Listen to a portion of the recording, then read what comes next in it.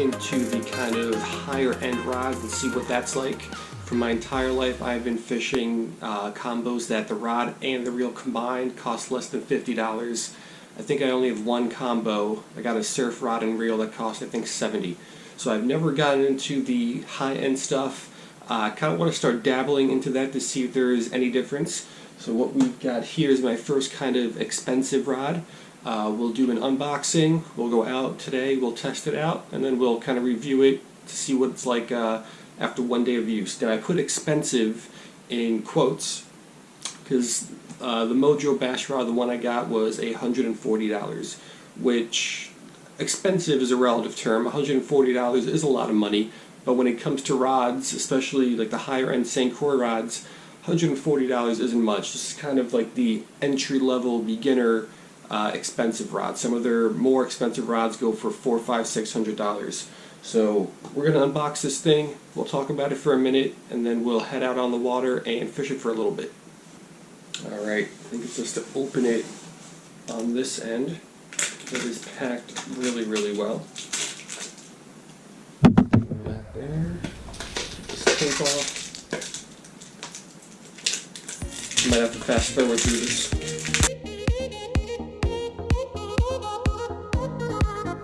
Alright, here we go.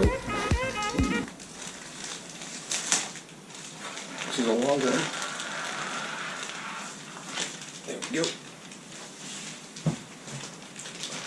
Alright, this is packed really nicely. Let's get this plastic off. And let's take a look at this. Alright, here is the rod. So it is a 7-foot, 1-inch, one-piece, medium power, fast action rod. It is SC3 graphite. It's the blank used for this. Kind of the middle of the line, maybe a little bit on the lower end as far as the St. Croix rods go. They go all the way up to SC6 for the really expensive ones. They got a couple SC2 rods on the market, but SC3 is really kind of toward the bottom. So, like I said, entry level for that kind of expensive type rod. Nice split grip, which I really like, makes it a little bit lighter weight. Fuji reel seat, which, I mean, I don't know what the big deal about Fuji is, but from my research, seems like it's just a respected brand in reel seat making and guide making. The guides are aluminum oxide. It's a very nice rod. I thought it was actually going to be purple, but it looks like it's actually blue. Maybe if I get it out in the sun, it'll shine a little bit more. But I'm excited to throw this Mojo Bass out. I'm mainly going to use it for throwing jerkbaits and some smaller soft plastics. I was considering getting the medium heavy because I do fish a lot of structure and cover, but I think I'm just going to like a medium action better. I think it's going to give me a little bit more of a feel, and if I hook into some fish, it's going to be a lot more fun. So here's the first look at the rod. Let's go out on the water and let's test this thing out.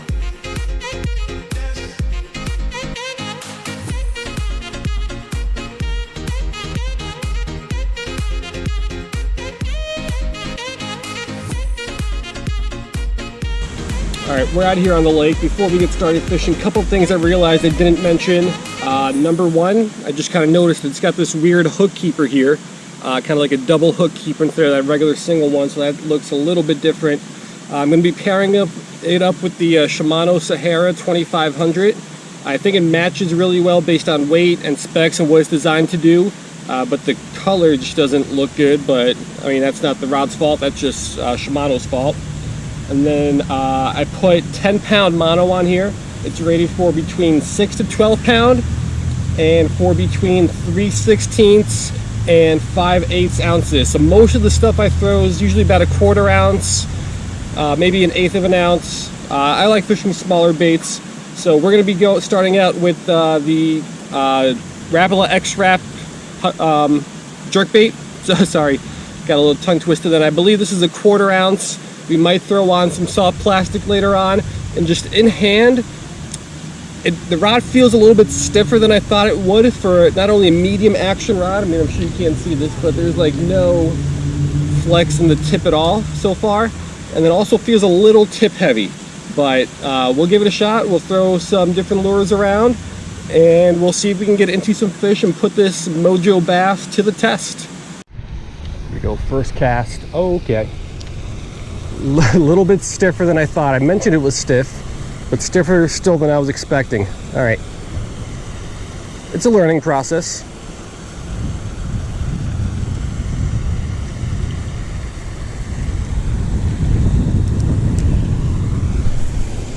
That felt a little bit better.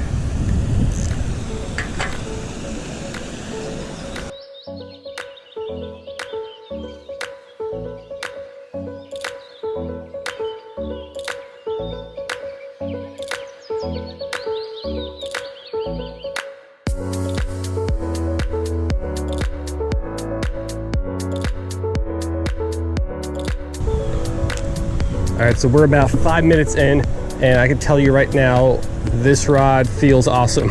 Haven't been using it for too long, but the tip, like I said, it's a little stiff, but it's got just the right amount of flex where I'm able to make this jerkbait move really, really well without having to exhaust too much effort. Right? My previous rods, they're a little bit softer, I guess a little bit more noodle-like, and they kind of takes more effort to make the jerkbait do what you want it. So I love that. I also love this little split grip when I'm casting. This is perfect right here to hold on to. Just feels really, really good. So far 5 minutes and I'm impressed. Rain's starting to come down. Wasn't supposed to rain, but I guess that's South Florida for you. Now let's hope we can hook into a fish and see what it feels like to fight one on this thing. All right, so fish are just not cooperating today. I had one peacock go after this, but turned away at the last second. Other than that, it's been nothing. So, real quick, this thing doesn't cast as well as some of my other rods. It still feels really good, and it casts okay, just not as well as I would have liked. And I'm thinking it's probably the guides. There's 8 guides on this, and it's only a 7-foot rod. And the more guides you add, the more friction there is brushing up against the line on the cast, and your lures heading out there towards the water. So that might slow it down and then cut the distance down a little bit. But other than the casting, I think this rod is definitely so far superior to all the other rods I have. So there might be something to this whole price thing. You go up in price, you go up in quality.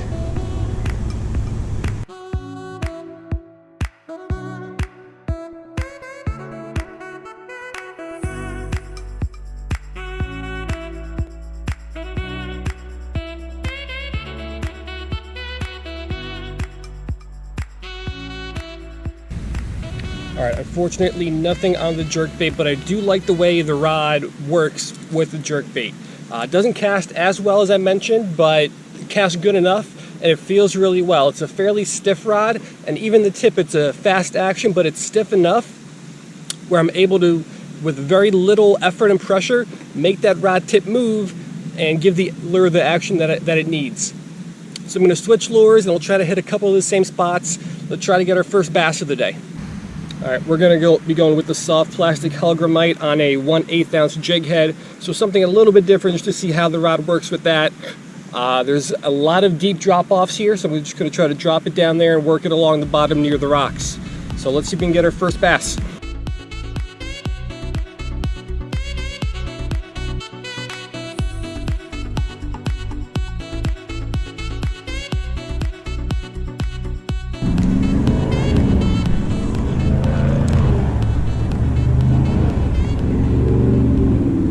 All right, the Hellgramite feels okay. I'm having a tough time feeling the bottom. I mean, I realize I'm using mono, so that doesn't help. I can feel it when I hit like some grass or a rock or something. I just don't feel the bottom. But I don't think that's a rod problem. I think that's more of a line problem. It's still pretty sensitive. Like I said, I'm able to feel grasses, I'm able to feel rocks. I just don't know if I'm in the water column or if I'm on the bottom.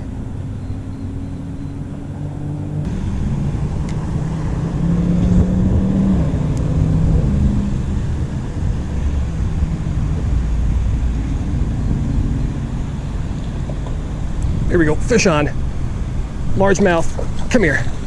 All right, let's christen that new rod.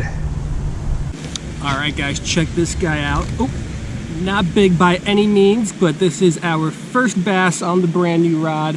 Nice little largemouth. Let's let this guy go, and let's try to get one more before we call it a day, but I'm happy to not end day one with a skunk.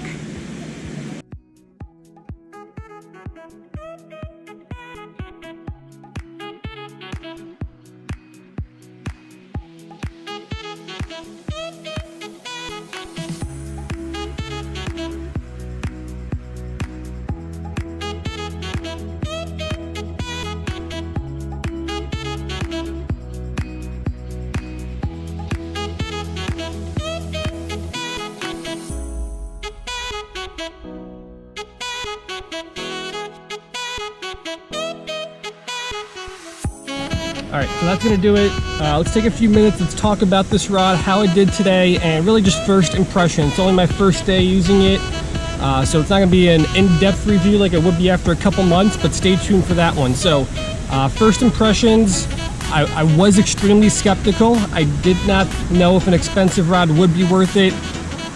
First time trying it out, I do think it is. So it felt really, really good. Like I said, even just the handle itself, the split grip, the cork is super, super smooth and soft. Not like a lot of the kind of cheaper handles. I think on the cheaper handles, they use a lot cheaper cork that just doesn't feel as good.